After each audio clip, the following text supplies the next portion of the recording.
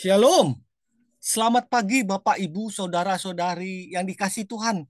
Senang sekali kita boleh bertemu dan dengar-dengaran akan firman Tuhan di pagi hari ini.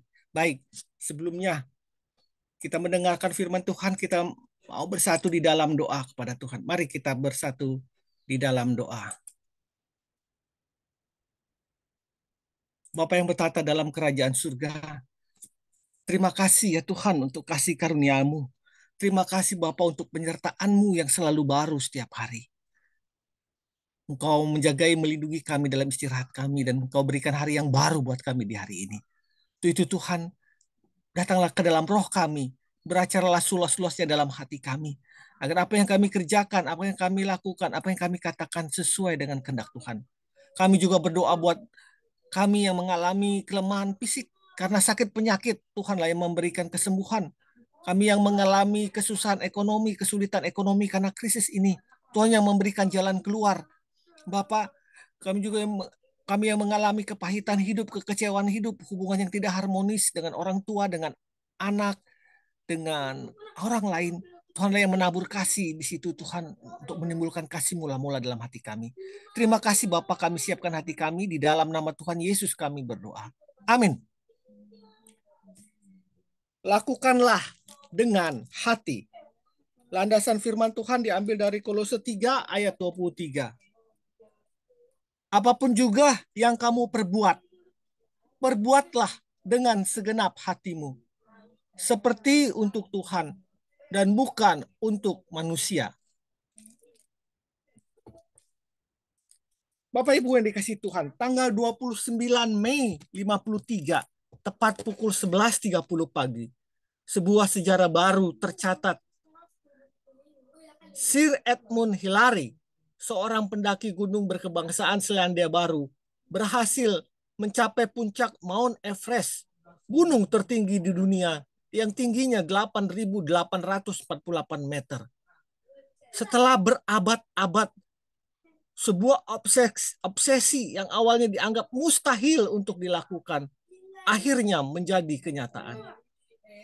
Keberhasilan ini membuat majalah Time kemudian menobatkan Edmund Hillary menjadi salah satu dari 100 manusia paling berpengaruh di abad 20.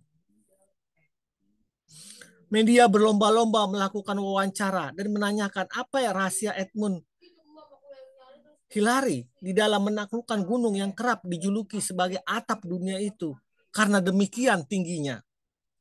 Jawaban Hillary sangat sederhana, namun menginspirasi banyak orang yang mendengarnya. Saya hanya menaruh hati saya di puncak gunung dan berusaha untuk mengambilnya kembali. Bapak Ibu yang dikasih Tuhan dimanapun Anda berada. Banyak orang terfokus pada hal-hal material untuk mencapai sukses. Mereka lupa bahwa hati adalah rahasia pertama dan terutama yang memampukan seseorang untuk bangkit kembali dari kegagalan. Kekuatan hatilah yang akhirnya membedakan orang sukses dan orang gagal. Rahasia sederhana ini berlaku di semua kehidupan. Bahwa untuk berhasil, lakukanlah dengan hati. Mengapa kita harus melakukan segala sesuatu dengan hati? Pertama, agar hidup selalu antusias dan penuh gairah. Seberat apapun tanggung jawab pekerjaan yang kita kerjakan, saat kita melakukannya dengan hati, kita akan bersemangat dan penuh antusias. Tidak ada istilah bosan melakukan sebuah pekerjaan, karena setiap hari akan ada cerita baru dan semangat baru yang tidak diperoleh ketika kita melakukannya dengan berat hati. Yang kedua, tidak ada pamrih dan tidak cepat merasa bosan. Ada banyak orang keberatan melakukan pekerjaan yang minim penghargaan. Hal melayani Tuhan adalah sebuah aktivitas melakukan pekerjaan yang minim penghargaan.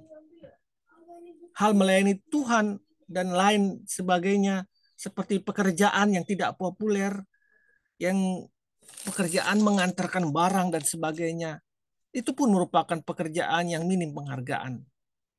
Tetapi jika kita melakukannya dengan hati, dengan sukacita, maka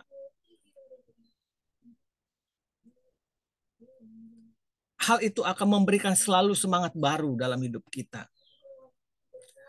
Sering kita temukan dalam pelayanan juga ada orang yang awalnya bersemangat melayani Tuhan, namun seiring berjalan waktu, semangat itu kendor dan akhirnya hilang.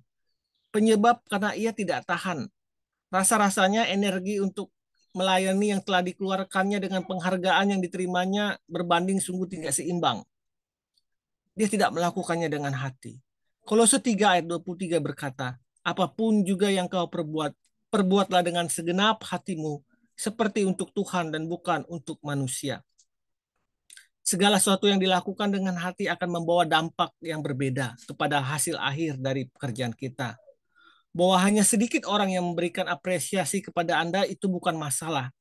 Karena upah yang sejati telah tersedia bagi Anda dan ini bersumber dari Bapa di surga. Kolose 3 ayat 24. Anda tidak akan kehilangan upah tersebut. Sebab itu tetaplah bersukacita dan lakukanlah semuanya dengan hati. Mari kita bersatu dalam doa. Tuhan, berikanku kekuatan untuk mampu menyelesaikan semua tanggung jawabku dengan penuh sukacita dan hati yang tulus. Dalam nama Tuhan Yesus aku berdoa. Amin. Saya menaruh hati saya di puncak gunung dan berusaha untuk mengambilnya kembali. Selamat pagi, selamat berkarya. Tuhan Yesus memberkati kita. Amin.